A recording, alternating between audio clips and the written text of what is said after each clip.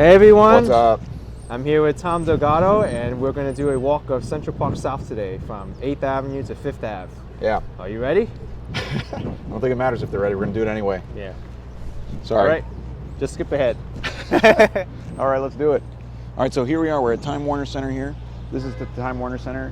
All this area here, this is the Time Warner Center. It was where the offices of CNN were for a very long time. This is all Columbus Circle, named after Christopher Columbus. You see the monument here to Christopher Columbus. It was built in 1892 to commemorate 400 years since he discovered America. But it's a very famous, I guess, roundabout here because it's the southwest corner of Central Park, which is right here. Also, too, this spot on Broadway, this is where Broadway kind of intersects with 8th Avenue here to the right. This is where the Marshmallow Man first appeared in Ghostbusters. Ah! Mr. Marshmallow Man, huh? The Stay Puft Marshmallow Man. I don't know if you guys remember that, but Ray in the movie thinks about the most harmless thing he could think about when Zool says, leaves it open to them to decide what her form will be. And that's why it's a Stay Puft Marshmallow Man. That building's up on Central Park West, actually, the building where they fought at the end of the movie. There's Trump International Hotel and Tower as well. That's Trump International Hotel and Tower. It's one of Donald Trump's buildings here. There's a building from Tower Heist as well. Janet Jackson, I believe, still has an apartment in that building. And then that's 15 Central Park West, fancy building. We cross? What's going on? Yeah, we can cross. Let's do it. And then this here is the USS Maine Monument. The USS Maine Monument, this was actually put here in 1913, but it commemorates the sinking of the USS Maine in 1898 off the coast of Cuba. That's what precipitated the United States entrance into the Spanish-American War. And actually they say, so Audrey Munson, first of all, is who they used as the model for that right there, for the statue. She's a very famous model here in New York. They used her for a lot of the statues in the early 1900s. But they actually used some of the metal salvaged from the USS Maine that sank for this statue. So this is the southwest corner of Central Park. This is one of the main entrances of Central Park. And we're on 59th Street. This is where Central Park begins. Central Park starts here, 59th Street, and it goes all the way to 110th in the north. And it starts here at 8th Avenue in the west and goes to 5th Avenue in the east. It's 843 acres, Ken. Did you know that? 843. 843, and it's not even the biggest in New York by far. It's a small. It's not even one of the biggest. In fact, Pelham Bay Park in the Bronx is almost 3 times the size of Central Park.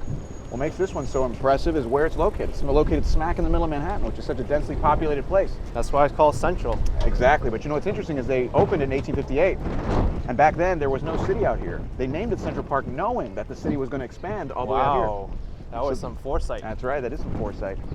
So this is all Central Park South, a lot of fancy real estate in this area.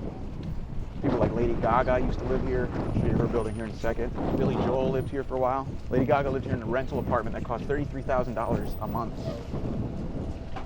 Not too bad, huh? Yep. Here it is. This is the big one. All the streets bordering Central Park, they're all named after the direction, but not 5th Ave. There's no Central Park East. Here's 220 Central Park South. That's that giant building there that just got finished. Aha. Whoa. Most expensive apartment ever sold in this building. To Ken Griffin, the hedge fund manager, $238 million. Just think of that number. Think of what that could get you in like Tampa, Florida. You know? That would get you like, you could buy like the airport or something. You can buy the whole state. You could buy the whole, you could buy, that's crazy. Ken Griffin's like the hedge fund guy. And then here you were coming up to 7th Avenue, which dumps into here. It's amazing how much real estate you get for your dollar in New York. Nothing. You get great views of Central Park, which is right here to the left. You can see it's a nice day today. People out. Won't be bad, right? You buy an apartment here, your backyard, Central Park. Yeah, it's not too bad. Have a picnic here anytime you want. Yeah.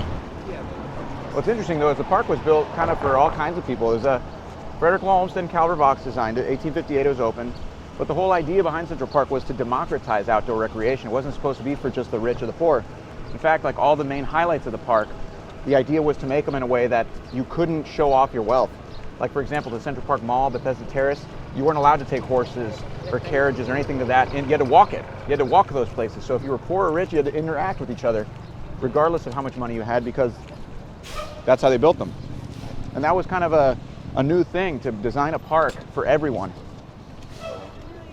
Look at these, all these pigeons are animals. Yeah. They're just stealing this horse's food. But it's funny, he'll kick the bucket to get them away when they get inside. Oh, really? Yeah, when they get inside to start eating it from inside, he'll kick the bucket so he can eat it himself. Wow. If they do get inside. But it I looks saw like, one of these horses feed the pigeons before. Just put his mouth in and then just start dropping Oh, the that's so food funny. on the side. see, look, they're getting his foot ready to kick it. Can a horse eat in peace, right? It's so rude. That is rude. Poor workhorses.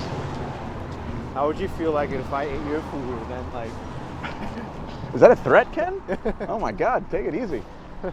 So this is kind of cool. This is the Essex House. This is actually the Marriott now. It's the JW Marriott, but it was the Essex House built in the late 1920s. And it's really cool architecture though. Look, you see that? That's all Art Deco. Art Deco architecture, which was really popular here in the United States in the late 1920s. It's named after actually, so it started to pop up in Europe in the 1910s-ish, like late 19-teens after World War I. But the United States kind of adopted it as their own in the late 1920s after l'Exposition d'Art Décoratif of Paris, France. Thank you very much, Ken. I know I can see that face. But it's an Art Deco, Art Décoratif.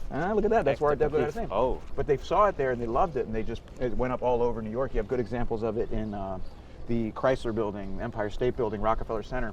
But here's a good example too. You can see the shininess, the angular design. Those are big, I guess, characteristics of that style. Look at these cars, Ken. Classics. By the way, give my boy Tom here some oatmeal money.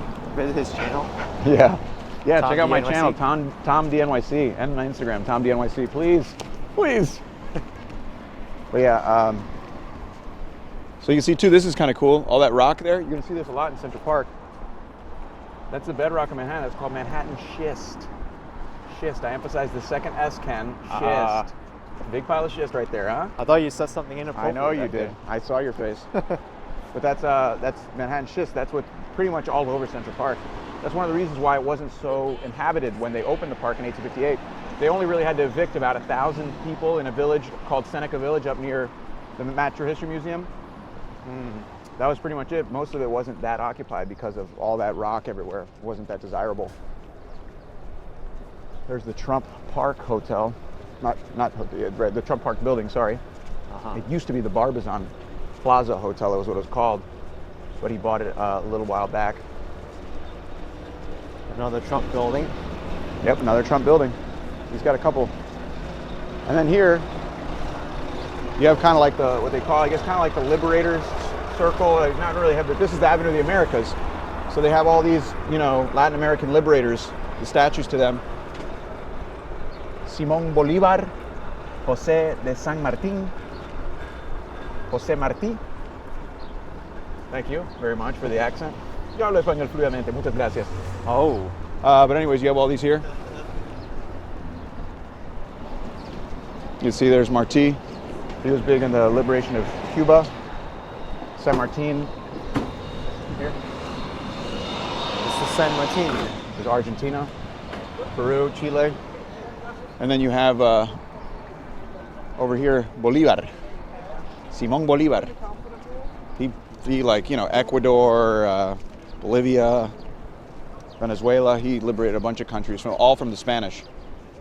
And then this is 6th Avenue. Look at all those taxis. Yeah.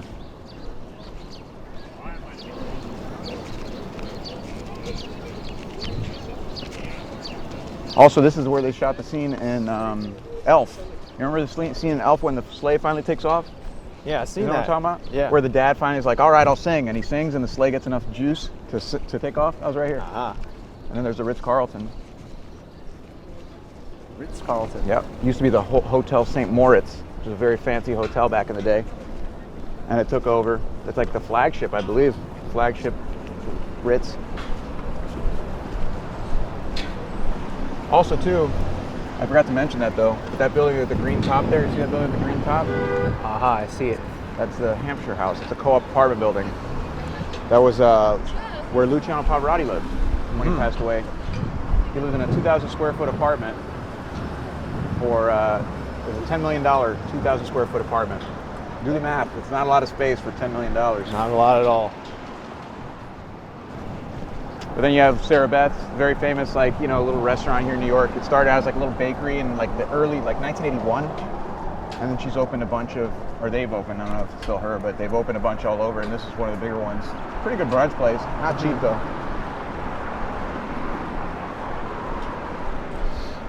And then over here, Ken, look. What do we got here? You have the pond coming up. See it? Oh, look at this pond. Got some geese swimming in there too. Yeah, that's a Hallett Nature Sanctuary. Just don't make the geese mad though. They get pretty aggressive. No, geese are not, they don't mess around, dude. The geese will hurt you. But the squirrels are nice. Just feed them. Here's a little secret. If you ever want to come to New York and feed the squirrels, use cashews. They love cashews. But if they bite you, don't get mad at me. But I feed them all the time. They're nice. They'll like climb up on your arm and stuff. Yeah. Yeah, it's great. You know what my friend does to keep squirrels out of his backyard? Stop eating his like fruits and stuff. He shoots them? No, he uses cayenne pepper. Oh, And really? sprinkles it on the vegetables. That's funny. I saw a squirrel eat cayenne pepper one time. It was like rolling around in the dirt. Oh, that's so funny. He was dying, huh? Yeah. So here to the right, you have the Plaza Hotel. You see the Oak Room there? This is the Oak Room. The Oak Room was like the bar, the restaurant to like hang out in and be seen in like the 1950s and 1960s. It opened with the actual hotel in 1907, but it recently closed down. But they shot like scenes from Scent of Woman, North by Northwest, Gossip Girl, you know, Mad Men, anything that was trying to convey like wealth and importance, they shot there, or to portray it to look like they shot it there. But this is the Plaza Hotel. It's also residences. This is actually the residence entrance. It says residence only. Residence. There's actually condos there. It's not just a hotel. There's also a good food court here at the Plaza. Yeah, it's pretty expensive though. But the residents there are very nice. Like Tommy Hilfiger lives there. And then then obviously you have the hotel as well, which you may recognize from what movie, Ken? Which movie was Home Alone that? 2. Come on. Oh yes. What's wrong with you? Home Alone 2. Home Alone 2. Yeah, that's where Kevin McAllister stayed on his dad's credit card. And you remember in the movie who made a cameo, right? Donald Trump. Oh yeah. Yeah, because he used to own the hotel. But his ex-wife got it in the divorce, Ivana.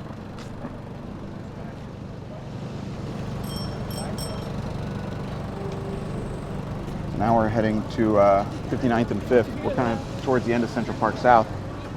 We'll talk about a couple things here, and then we'll end break. it up.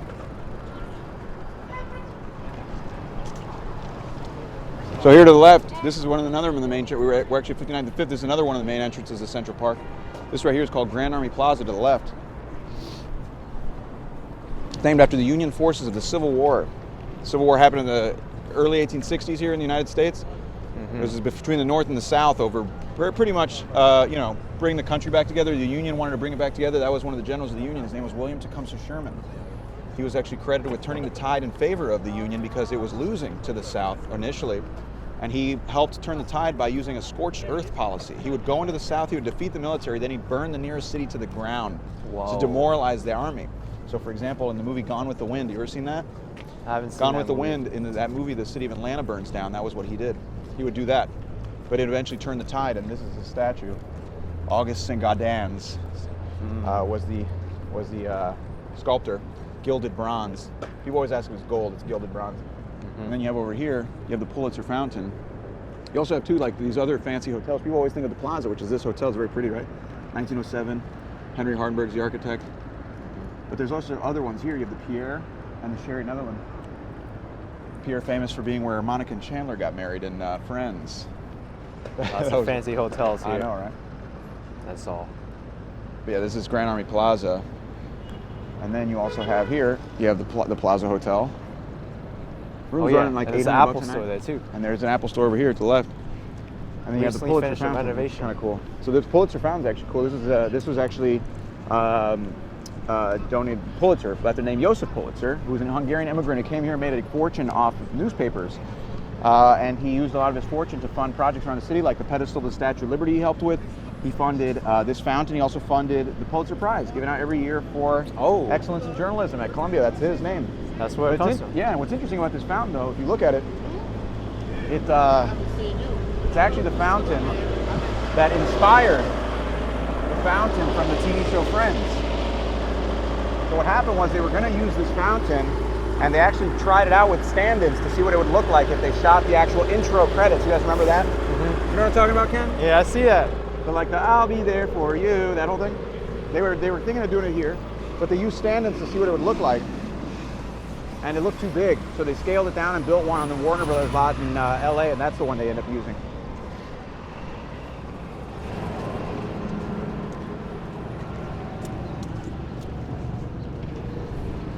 Also on top you have Pomona, the Roman goddess of abundance. Yeah, in front of the Plaza. Very, very, appropriate. But you might also recognize this from other movies. I mean, they used it in Gossip Girl. They used it in, Serendipity. You've seen that movie. There's Bergdorf Goodman here. And the other Bergdorf Goodman they opened as well. Oh, there's two of them. Yeah.